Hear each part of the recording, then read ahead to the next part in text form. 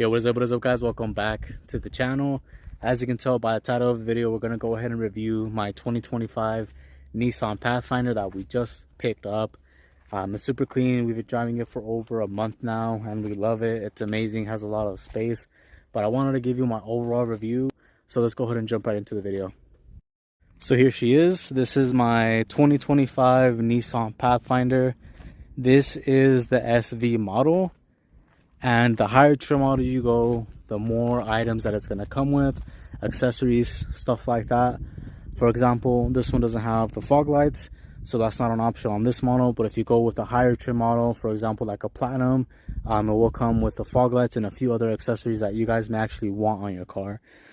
This vehicle comes with 18s in comparison to the 20s that the higher trim models come with as well. But here's a quick walk around of the car. I have done a few things to this vehicle already, such as install spacers, so you might see that it does stick out quite a little bit more.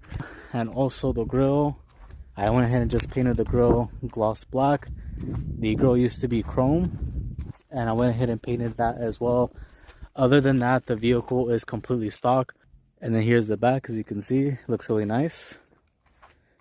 Came with the roof rack, which I really like. I noticed that some of the Pathfinders don't come with that roof rack on it, but I feel like it looks really good on this car. It goes well with it. One of the main reasons that we picked up the Pathfinder was because this is the only like mid-size SUV in its class that I think looks the best. Overall, as you guys can see, this car looks amazing, especially with the front and the rear design. I feel like they really made this car look a lot better. As you can see with the grille and the new logo, they did an amazing job when it comes to the logo. I think it looks a lot better and classier in my opinion. Obviously, like, you can go ahead and pick up a better mid-size SUV that's going to cost a lot more, but considering the price of this vehicle along with what it comes with and the engine and the transmission, to me this one was like a no-brainer. I believe the name of the other vehicle that we were looking for was a Toyota Grand Highlander. That one was an amazing vehicle as well, but the thing with that vehicle was the cost was a lot higher in comparison to this vehicle. It was literally like, I think, more than 15 to 20k for that vehicle in comparison to this one. Now, the main complaint that you're going to see with these vehicles is going to be that the Pathfinders come with a CVT. This vehicle does not have a CVT, and if you guys don't know what that is, it's continuous variable transmission. These actually now come with the 9-speed automatic transmission, and it's no longer a CVT. I can't say that this is actually one of the main reasons why I really went with this platform, was because it still came with the VQ, a V6 that has been around for many years, that has proven its reliability and that can run for a long time. And now that they paired it with the 9-speed automatic transmission, to me it just like sealed it for me, because now it's a vehicle that I know is going to be reliable for the long run. So that's the main reason why we went with this one in comparison to the others, was because of those few things: the upgraded transmission, the reliable V6. I did not want to go with like an inline 4 with a turbo, or even just an inline 4.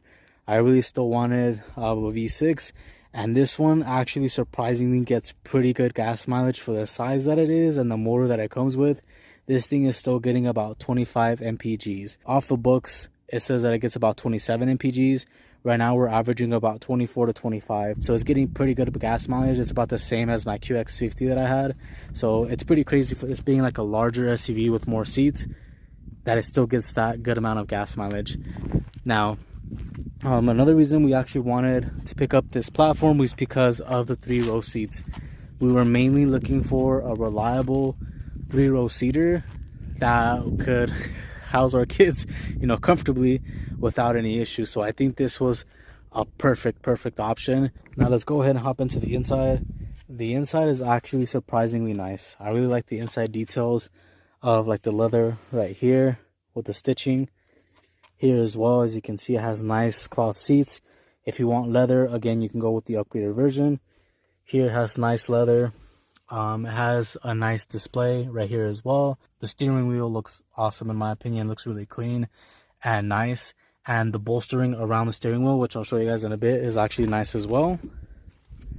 Then if we move to the back, as you can see right here, it has good space. There is the option for captain chairs where it splits in the middle, but I really wanted this specific model that had another seat in the middle so I can, you know, have more people in here.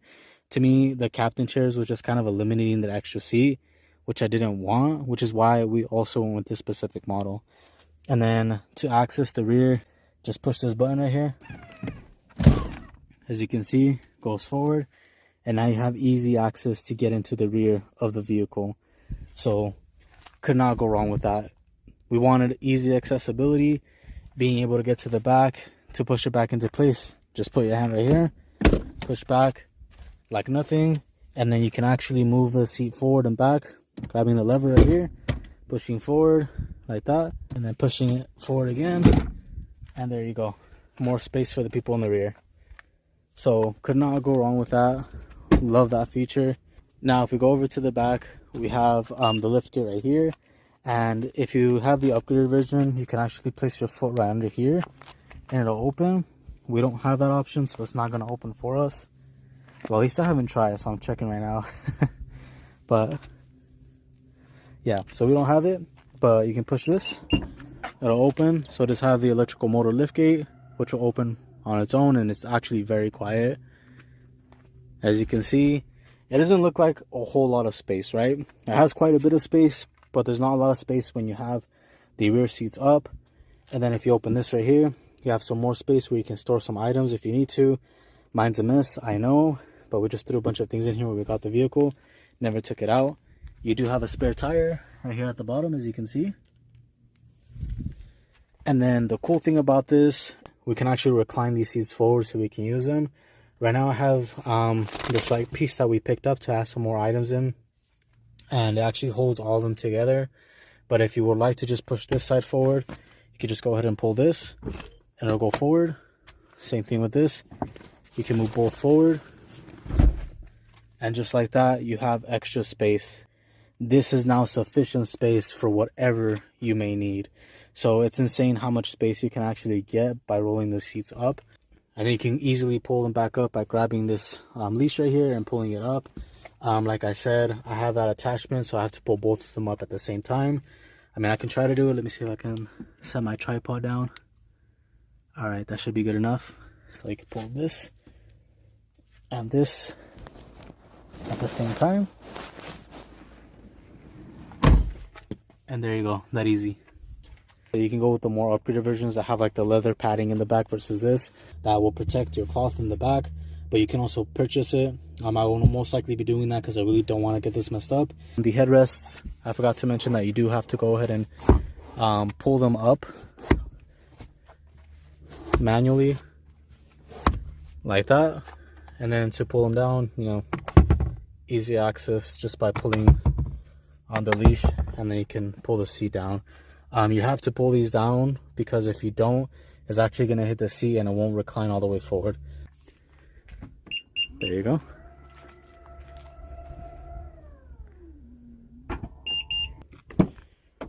And then right here you can see that you got cup holders, a little space.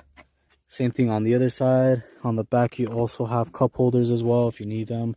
And then we did add a few things like this protective cover right here because my kids love to kick the seats. So if they like to put their foot on there, it's going to get this dirty versus our seats. So an add-on that we added on there as well doesn't come like that. We have these mats that came from our QX50 that we just threw it in here. And then here in the back, the kids can also control the temperature in the back. But if you don't want them to, you can actually go ahead and lock it in the front so they can't mess with that feature.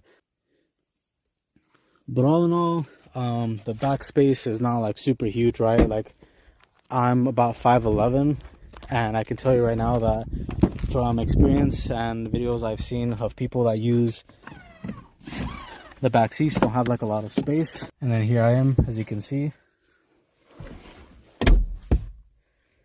the seat is reclined forward, and I do have a space right there. I'm actually pretty comfortable with the seat pushed forward. But if the seat were pushed further back, as you can see, I would not have as much space. I would have to kind of scoot up, so I would have that space. And to go ahead and push the seat down, if you're in the back, push it, and there you go. No issues whatsoever. All right, now climbing into the driver's seat. Right here, as you can see, the steering wheel is actually really nice. You have a cover on it right now, but it's very bulky and nice to grab onto, which I really do like. It has like a flat bottom right here, you can kind of see right there. So overall, looks really nice. Again, if you get the upgraded version, you will get a lot more accessories when it comes to the infotainment system. Like in the upgraded version, you do get like a digital dash, as where this one right here, as you can see, it's not completely digital. And what I mean by digital is it's kind of like a screen, right? It moves in place, as where this one, it's already there. Like the gauge is already there, they don't move at all. The digital screen does move. One thing that I will say that I did not like with this Pathfinder was that I didn't have like the automatic connect to your phone. On this specific model, you have to actually connect it to your phone directly via a wire. So you have to have like a Type-C connected over there and then connect it to your phone in order for it to work with like Apple CarPlay, for example. Now, in the upgraded version, such as the Platinum and so forth, they don't have to have a wire connected to the phone in order for it to work with Apple CarPlay. It'll connect automatically via Bluetooth. So that is one thing that does suck. But in order to fix that, in ours, we went ahead and picked up a plug that was like 20 bucks on Amazon. And now it'll connect automatically to our device without having to connect it via wire. So that's a plus. On the upgraded versions, they do come with like a charging station down here at the bottom. We didn't care too much about that, to be honest with you. I mean, it would be a nice feature, but you know, for the price point, in order to get that option, you have to buy like the Platinum, right? Platinums are easily going for, I think it's like 47K plus. This car, we got it under MSRP. The only thing that I will say that I wish this car had, that kind of bugs me, is the like Eagle camera. What I mean by that is when you click on the camera, it'll show you everything around you. So like right now, you can't really see anything, right? Let me put it in reverse. So there's a reverse camera right there. The quality is actually pretty nice. I do like that. I feel like they improved the quality. But in the upgraded versions, such as the Platinum, it gives you more options where you can see everything like around you. So you can see like the top of your view, you can see the side views, and then with this one, you don't have that option. So I will say that's my only thing that I really don't like about this specific model. Everything else is just small little details that don't make a huge difference with the drive quality of the vehicle itself.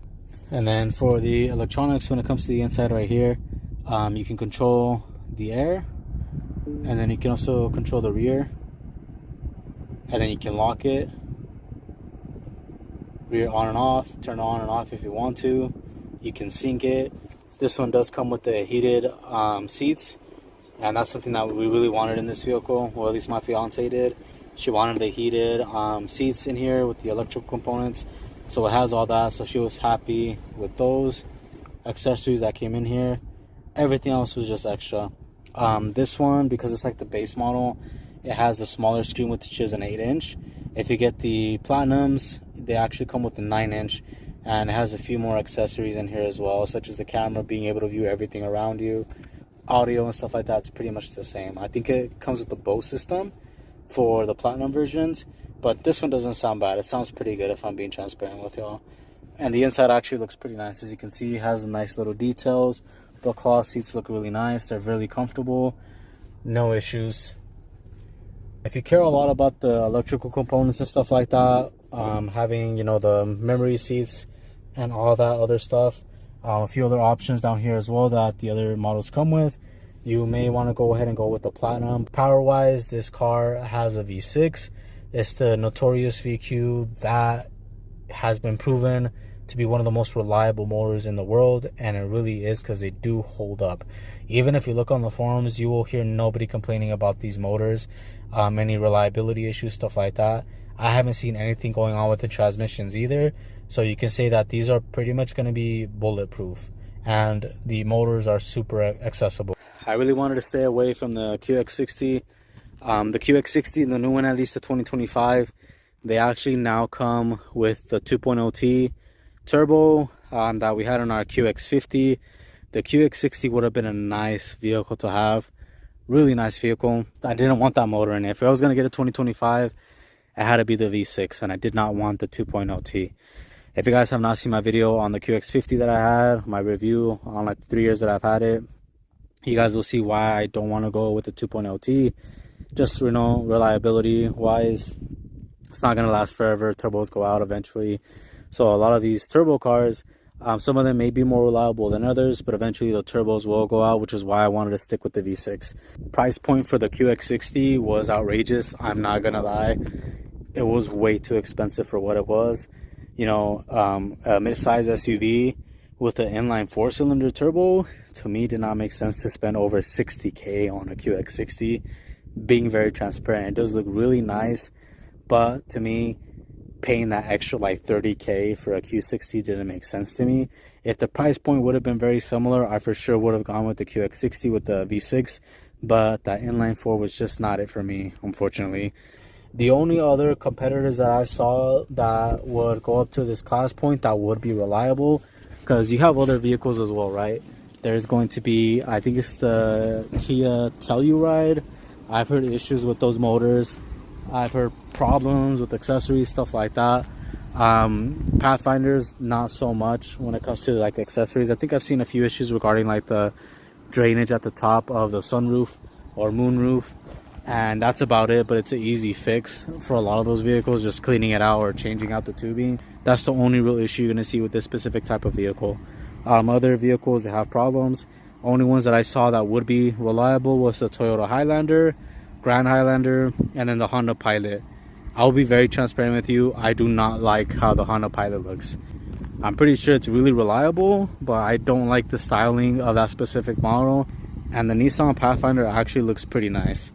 Like, just look at the side profile. Looks really nice and sick and clean, especially in this black color. I will say though that the only color that I feel like the Pathfinder does not look good in is that red color. And I don't know why, it just does not look good for some reason. But every other color, the blue color, the white color, it looks pretty nice, especially with like black accents. I was planning on making a separate video on why we picked up a Pathfinder versus the other competitors. I think if we would go with another vehicle, it would for sure have to be like a Toyota Highlander that's within the same class. Because obviously there's other vehicles, right, that have like, you know, 3-row seats. I believe there is the X7, which is the BMW. But then at that point, you're going over to like 70K, right? I think it's over 70K for the BMW X7. You're looking at a 70K price point, which is going to be twice the price of this right here. Hopefully this helps you guys out if you're interested in picking up this car. If you want those extra accessories, I would say you would want to go with like a Platinum, but then the price is gonna go up significantly, and then at that point you're better off looking for like a Toyota Highlander or a Honda Pilot, comparing those 3 platforms to see which one you like more. But that's gonna conclude the video, guys. Thank you so much for watching. Make sure to like, subscribe, hit that bell notification, and I'll catch y'all in the next one. Peace.